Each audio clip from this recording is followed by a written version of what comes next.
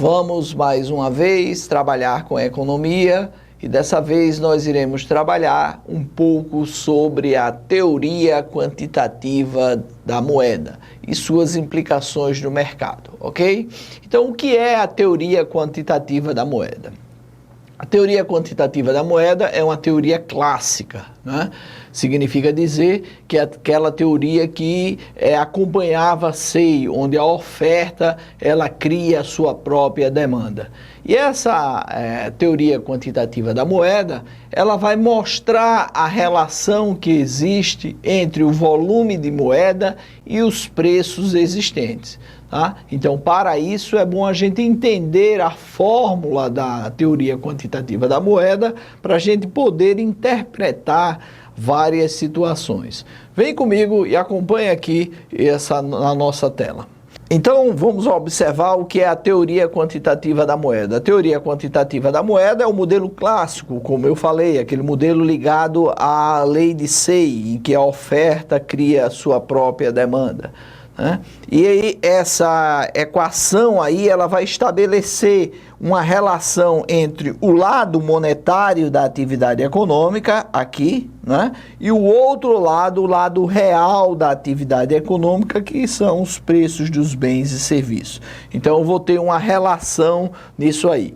Para exemplificar, imagine você aqui, ó, uma balança. Se a gente tivesse uma balança em que de um lado eu teria os produtos de um prato e no outro prato eu teria o dinheiro, né? Então, a teoria quantitativa da moeda, ela vai mostrar o equilíbrio na atividade econômica com base nesse gráfico aqui. A partir do momento em que se de um lado eu tenho o dinheiro na economia, a moeda, e do outro lado eu tenho o produto, o que acontece se há um aumento na emissão desta moeda? Se esse prato fica mais pesado, a gente vai observar que os preços vão subir, né? Se eu tenho mais moeda e pouco produto, o preço sobe, o que a gente vai caracterizar de inflação. Então, a teoria quantitativa da moeda, ela vai explicar matematicamente como é que funciona isso. De um lado, os meios monetários, o lado monetário da atividade econômica. Do outro, os preços e o produto, o chamado lado real da atividade. Então, vamos lá. Este M que está aqui, ele é chamado de meios de pagamento. E o que vem a ser os meios de pagamento é o estoque de moeda, né? É a moeda em si, é o que eu posso pagar. Conceitualmente, os meios de pagamento, o M, ele é composto por quem? Pelo chamado papel moeda em poder do público, que é o dinheiro que eu tenho no bolso, é o dinheiro que está na minha carteira, tá? É esse dinheiro que nós temos, que está no poder do público, mais papel moeda em poder do público, mais o chamado DV, que é depósito à vista. Então, o depósito à vista é o dinheiro em conta corrente, é o dinheiro que está depositado no banco. Então, somando o dinheiro do seu bolso, da sua carteira, que está em casa, mais o que está na conta corrente, a gente tem os meios de pagamento, o estoque de moeda na atividade econômica. Vezes um tal de V, que a gente chama de velocidade de circulação da moeda, né? Velocidade e renda da moeda, ou velocidade da moeda. Significa dizer que a moeda, ela passa de mãos em mãos. É o número de vezes em que a moeda circula. Tá? Então, para a gente ter um exemplo disso, se eu tenho aqui na nossa atividade econômica R$100, só existe essa moeda R$100, e eu compro a você uma determinada camisa, esse dinheiro saiu da minha mão para a sua mão uma vez, e se você com esse dinheiro obtido pela venda da camisa, você vai e compra uma determinada bolsa, esse dinheiro saiu da sua mão e foi para a mão de outra pessoa. Então, ele já circulou duas vezes. Essa é a velocidade de circulação da moeda. Do outro lado, multiplicando-se aqui a quantidade de moeda pelo número de vezes que ela circula na atividade econômica, né, nós temos essa equação aqui. E esse lado vai ser igual ao outro lado. Esse é o chamado lado monetário. Esse lado monetário será igual ao outro lado, que é o chamado lado real da atividade. E por quem é formado esse lado real da atividade? Ele é formado pelo nível geral de preço, que são os preços dos produtos, dos bens e serviços, tá? Vamos considerar nível geral de preço como os preços dos produtos, vezes a renda nacional, ou o PIB real, ou o produto na atividade econômica. Me dê um exemplo disso aí, de renda real, produto, PIB, posso dar, né? Que exemplo nós temos aí? Imagine você aqui um determinado produto, uma caneta. Então, eu tenho aqui uma caneta. Essa caneta, o preço dela é de R$2. Então, a multiplicação do preço do produto, nível geral de preço, preço do produto, vezes o produto, eu tenho uma caneta, né? Essa multiplicação, 2 vezes 1, eu vou ter o meu PIB na atividade econômica, isto é, a minha riqueza aqui na sala, ela é formada de R$2. R$2 é o meu PIB, é o meu chamado PIB monetário nominal. Então, o PIB monetário nominal será sempre o preço do produto vezes a quantidade de produto. Então, eu tenho uma equação, ok? Então, eu tenho os meios de pagamento, a velocidade de circulação da moeda. Isso aqui junto terá que ser igual ao preço vezes a renda nacional. E aí ele dá aqui embaixo uma situação em que a economia em pleno emprego eleva o preço e a economia em desemprego, ele eleva esse preço aí. Vamos ver como é que isso funciona, tá? Vamos passar agora para o próximo slide e verificar isso aí. Vamos ver, vamos explicar o que a gente tem aí. Tá? Então, eu tenho na teoria quantitativa da moeda, o M, que é a quantidade de moeda, multiplicado pelo V, que é a velocidade de circulação da moeda, é igual, né, ao preço do produto, vezes o Y. O Y é a quantidade daquele produto existente.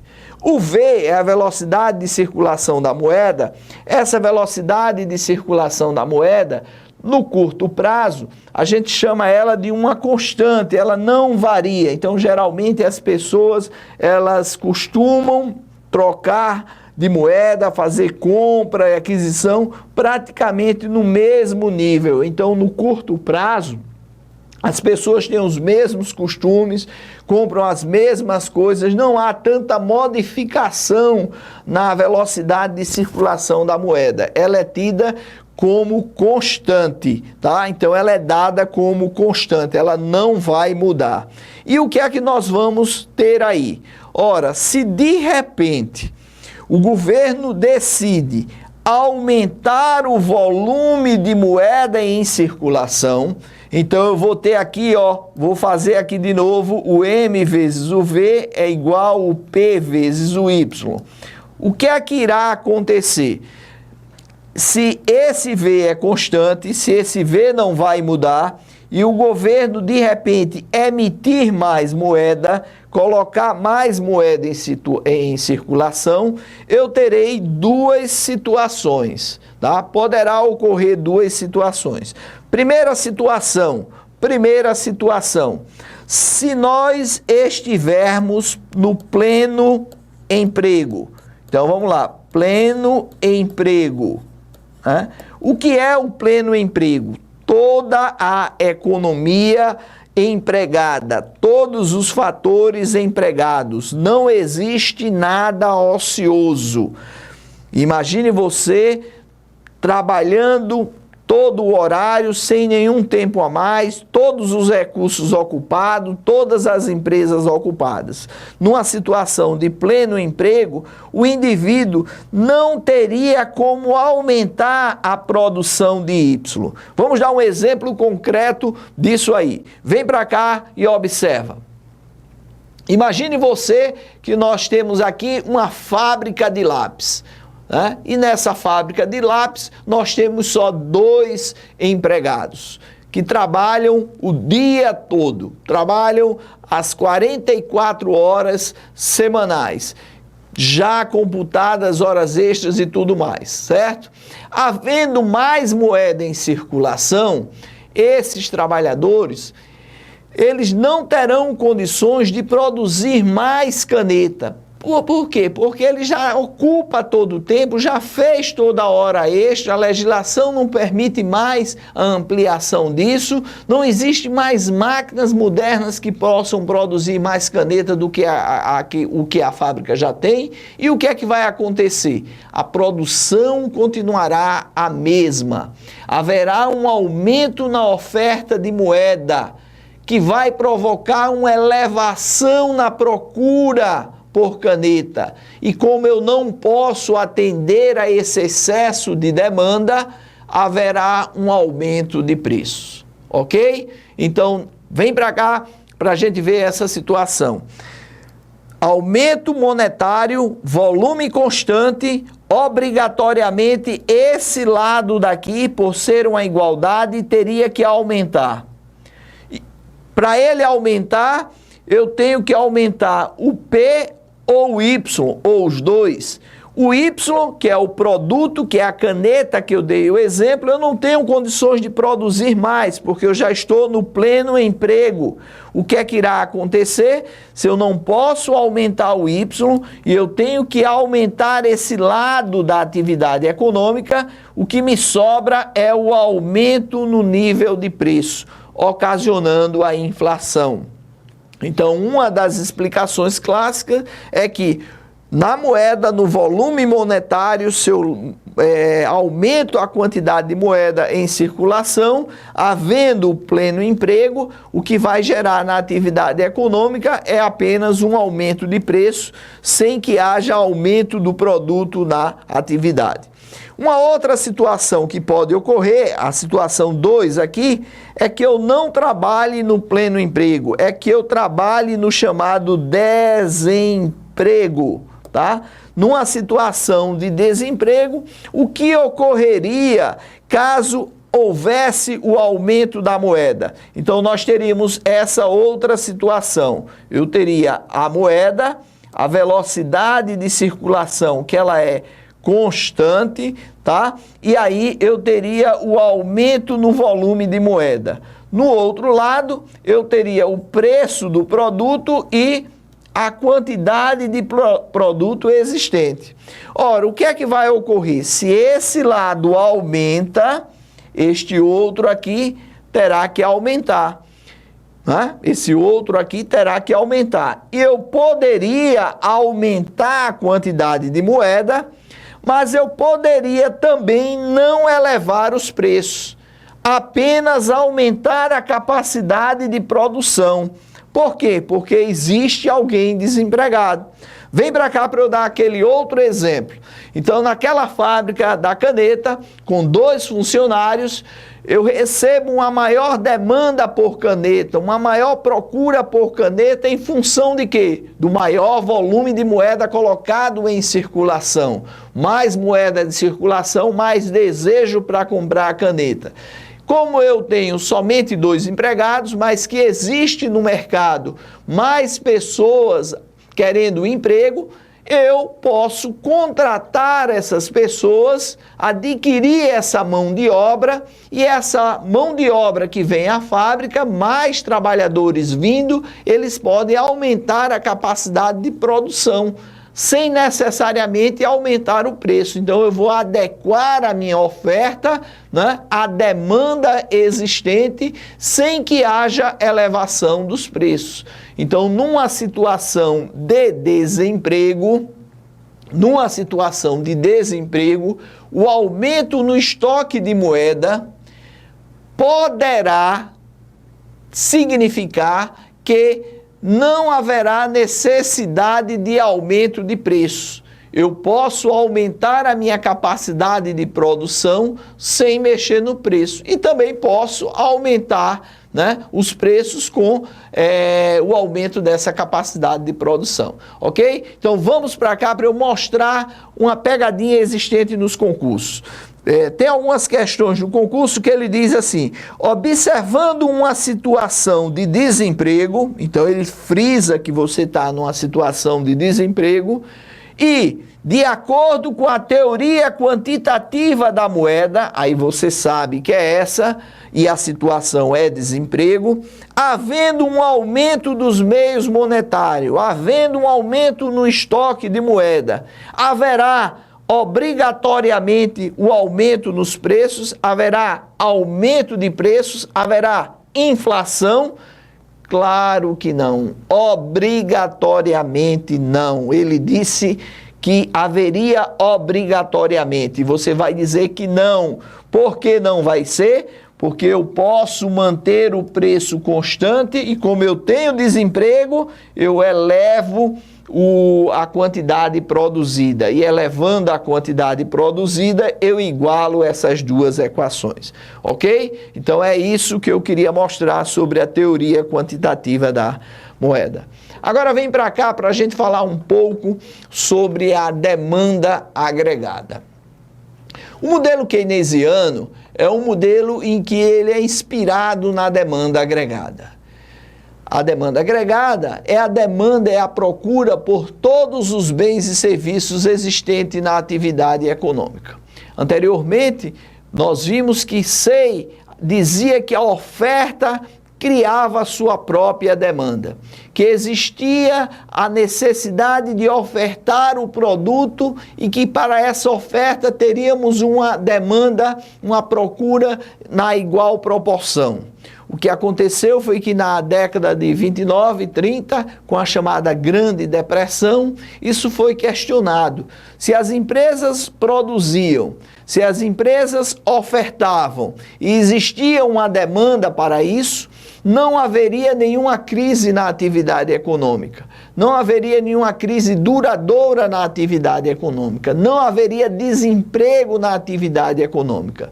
E o que observamos na década de 30 foi a chamada Grande Depressão, onde várias empresas entraram em colapso, várias empresas fecharam e aí os postos de trabalho foram reduzidos, aumentando em grandes proporções o desemprego na população. Em função disso, questionou-se muito, ora, então a oferta ela não gera a demanda, porque se a oferta gerasse a demanda, não haveria esse desemprego, não haveria essa crise. Foi aí que Keynes inverteu essa posição, dizendo que a demanda é que gera a oferta do produto. Isto é, quando eu procuro algo para escrever, uma empresa vai aparecer e vai fornecer esse produto. Então vai ser a chamada demanda que vai impulsionar a atividade econômica. E essa demanda, ela é explicada por um conjunto de variáveis que estão aqui marcadas, ok? Vamos observar essas variáveis aqui na tela. Vem comigo. A curva de demanda agregada de bens e serviços, ela vai relacionar as atividades existentes. Então veja como ela é composta. Ela é composta por esses agentes. C, consumo das famílias, tudo que as famílias consomem. E são os investimentos realizados, os investimentos, o aumento da capacidade produtiva na atividade econômica. G são os gastos governamentais, tudo que o governo gasta contratando pessoal, executando os serviços, etc. E este outro componente aqui, né, exportação e importação, é o exterior, é o lado com o resto do mundo. É a chamada balança comercial. Então, a demanda agregada, os componentes da demanda agregada é formada pelo consumo, investimentos, gastos governamentais, exportação menos importação. Atentem para isso, de que se alguma vez eles perguntarem o que acontece com a demanda agregada se ocorrer um aumento no consumo. Então, se esse lado da variável aumenta, este outro lado irá aumentar. Se os governos gastam mais, o que vai acontecer com a demanda agregada também corre. Se os investimentos crescerem, o que acontece com a demanda agregada, ela também corre, né? Ocorrendo um aumento nas exportações, o que ocorre com a demanda agregada? Um aumento na demanda agregada. Agora, prestem bem atenção a essa variável, que é a variável importação. A variável importação demonstra que se houver um aumento nas importações, a demanda agregada cai, né? Porque o sinal aqui é negativo, tá ok? Então, essa é a função da demanda agregada e ela pode ser representada em uma curva, a curva da demanda agregada, onde eu irei colocar nesse eixo aqui o nível geral de preços, os preços dos bens e serviços. E neste outro lado aqui, o que a gente chama de renda real da atividade econômica. É a renda ou produto da atividade econômica aqui mostrado. Então, eu tenho uma relação também inversa, né, entre o nível geral de preço e a renda da atividade econômica. Tá ok? Eu tenho uma relação inversa. Quando os preços estão altos, a renda gerada ela é menor. Tá? Dando prosseguimento, nós iremos analisar cada componente que faz parte da demanda agregada. O primeiro deles, que nós iremos analisar, é o componente consumo. Mas antes disso, vamos observar aqui o outro lado da moeda, é a chamada oferta agregada. A oferta agregada, já está dizendo, é toda a produção existente na atividade econômica, né? É a quantidade de bens e serviços que foram gerados pelas empresas e colocadas no mercado. É a renda gerada na atividade econômica, é o produto nacional gerado na atividade econômica. E ele será composto aqui no eixo pelo nível geral de preço existente, né? O nível geral de preço aqui existente, e também pelo produto na atividade econômica. Eu tenho o gráfico aqui, esse gráfico aqui, né, é o gráfico da oferta agregada. E esse gráfico da oferta agregada, ele apresenta aí 3 letrinhas. A letra A é o nível A, a letra B e a letra C, né? E o que é que isso tem a ver? O que é que você colocou isso aí, dividiu a oferta agregada nesses 3 eixos? Ora, eu estou dividindo nesses 3 eixos para mostrar que nesse eixo aqui, em que eu tenho um preço único, que é o eixo A, tá? Esse intervalo aqui, esse trecho assim chamado, ele é chamado de trecho keynesiano. É o trecho keynesiano, tá? O trecho C, vou pular o B, o trecho C é o trecho clássico, C de clássico, é onde eu tenho aqui a curva de oferta totalmente vertical. E o eixo B é o eixo intermediário, é o trecho também conhecido de situação intermediária. E o que isso tem a ver com aquela demanda agregada, com os componentes da demanda agregada? Como é que você pode me mostrar isso aí? Vamos mostrar da seguinte forma. Vamos observar uma situação entre oferta e demanda agregada. Simplificando aquele nosso exemplo, em que eu tenho aqui, vou simplificar, tá? Vou simplificar. Eu tenho o nível geral de preço, eu tenho o produto, aqui na atividade econômica, e aquela curva estava assim. Agora eu fiz ela reta, eu cancelei o trecho intermediário, tá? Então eu tenho o trecho keynesiano e eu tenho aqui o trecho clássico. E o que é que ele quer mostrar para a gente? Ele quer mostrar que, havendo um deslocamento da demanda agregada, havendo um aumento da demanda agregada. Lembra aquele exemplo dos clássicos? Final de ano, todo mundo com dinheiro no bolso, correndo para adquirir bens e serviços? Ok. E aí o que é que acontecia? Final do ano, os preços aumentavam. Mas ele mostra que se a economia estiver no trecho keynesiano, nesse trecho aqui, ó, tá? Naquele trecho keynesiano, também conhecido como trecho do desemprego, existe desemprego na atividade econômica, nós podemos aumentar a demanda agregada sai daqui e vem para cá, tá? Pode ocorrer um aumento na demanda agregada sem necessariamente aumentar o preço do produto. Então veja que a demanda agregada cresceu, né? As pessoas foram impulsionadas a adquirir bens e serviços, mas o preço continuou o mesmo. Por quê? Porque nós estávamos no trecho keynesiano, né? Então, no trecho keynesiano, havendo um aumento da demanda agregada, não irá ocorrer elevação nos preços, ok? E se você me perguntar, mas se não for no trecho keynesiano, estando no trecho clássico, o que é que nós vamos observar?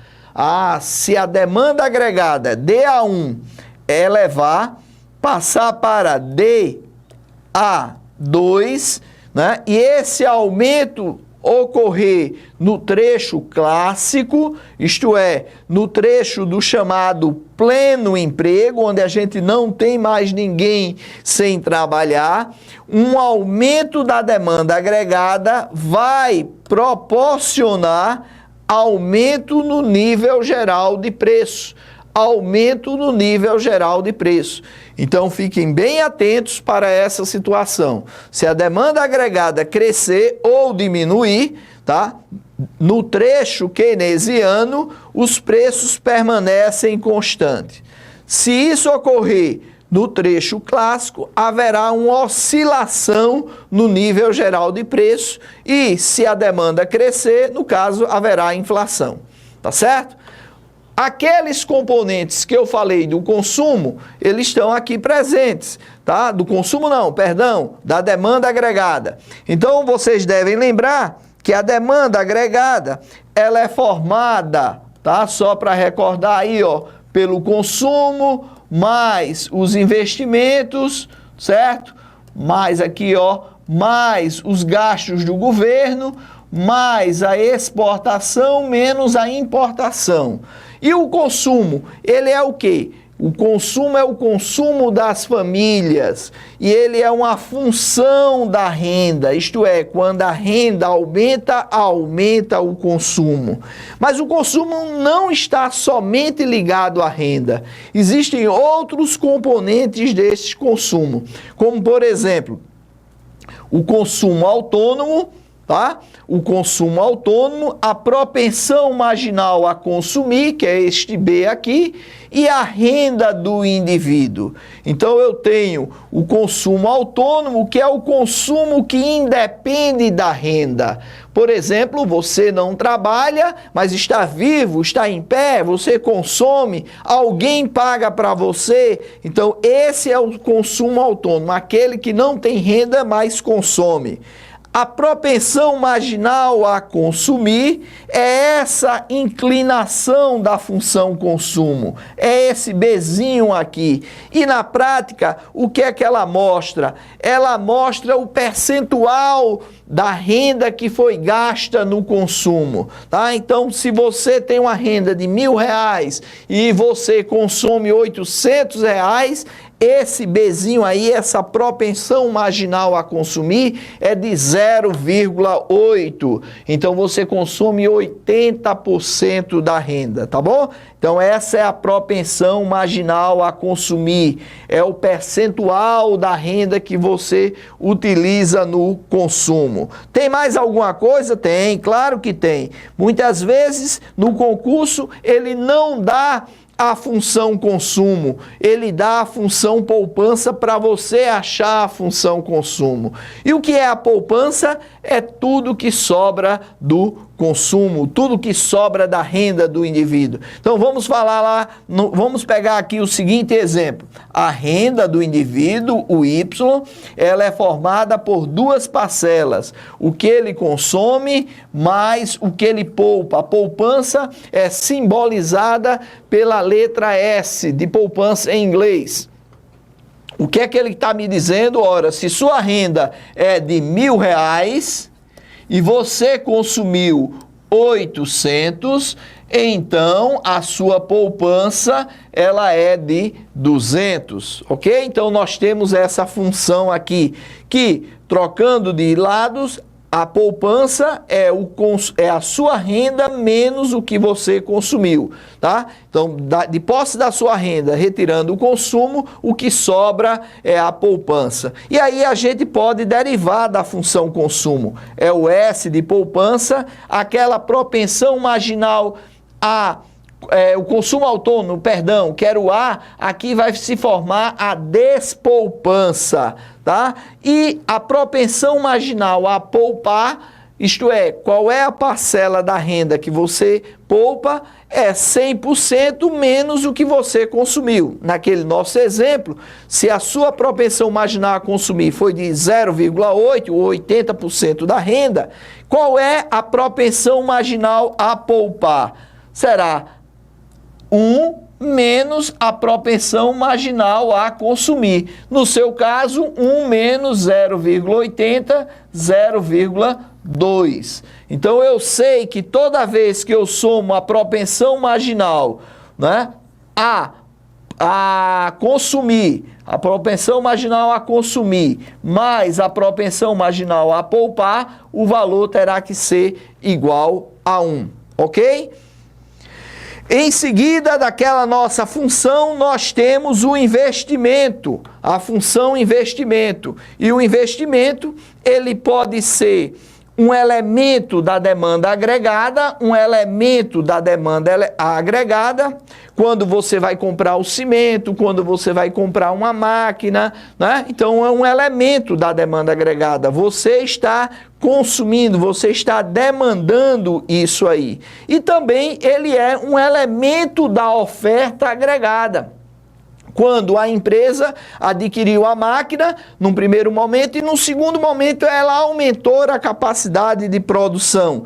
Então, o investimento que nós iremos ter, exemplificar, é esse I, que depende desses dois elementos aí, tá? O investimento também ele é uma função da taxa de juros. E a outra letrinha que nós temos aqui é o G, o gasto governamental. O gasto governamental é o gasto do governo. O que o governo gasta, ele é autônomo. Nós vamos ter essa situação exemplificada, né? Dando prosseguimento, a gente tem também a tributação. Mas, professor, a tributação não estava naquele ali. Ah, mas o governo tira da sua renda. Então, conhecer a tributação vai ser um elemento essencial. Eu vou deduzir da renda do indivíduo naquela função consumo o imposto, tá? Eu vou considerar aí a chamada renda disponível, que é a sua renda menos o imposto. E eu vou mostrar para você a situação de exportação, que ela vai ser autônoma, e importação, que ela vai ser também autônoma. Então, toda aquela função, ela é formada por essas variáveis. E eu terei o equilíbrio na atividade econômica quando a oferta de produtos se adequar à demanda agregada por esses produtos, ok? Então vem para cá e acompanha aqui o que nós falamos hoje, tá? Nós observamos alguns exemplos, né, da demanda e da oferta agregada, nós falamos sobre a teoria quantitativa da moeda e aí na próxima aula nós iremos fazer novos exercícios para fixar esse conhecimento explanado nessa aula. A vocês, um bom estudo durante esse período. Ficamos até a próxima aula.